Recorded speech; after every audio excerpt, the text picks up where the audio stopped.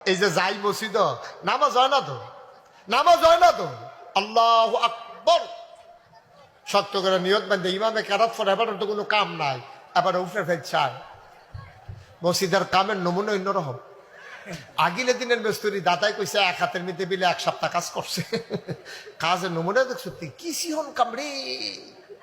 এবার নামাজ পড়তে আসার এই খেয়াল করতেছে, ডাইনে চায় বামে চায়, কাশ দেয়, দাড়ি বাফে, পাঞ্জাবির বুতাম লাগায়, লুঙ্গি যারা দিয়া ফিন দে, কি কারবার আসেনি খাচ্ছ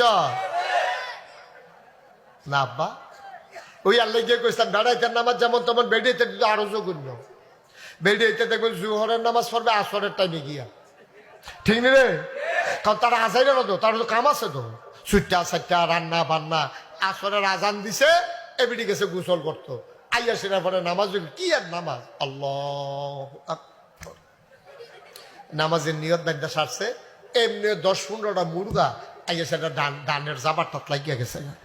এবিডি আটশো হে চাইছে সবজি মুরগা আমরা নি চাইয়া দিয়ে ফুটফিটটা চাউডা আমরার বাহিনী অন্য তারা ফুটফিটটা চাউডা ছাড়া বাহিনী অন্য তারার। এবিডি সাফা দিয়া নিয়ত দিল, নামাজও পড়তে আছে, মুরগাও লড়াইতে আছে। আমার আল্লাহর ফেরেশতারা বোধহয় আইসুইটটা গেছে গা, ঠিক কিনা?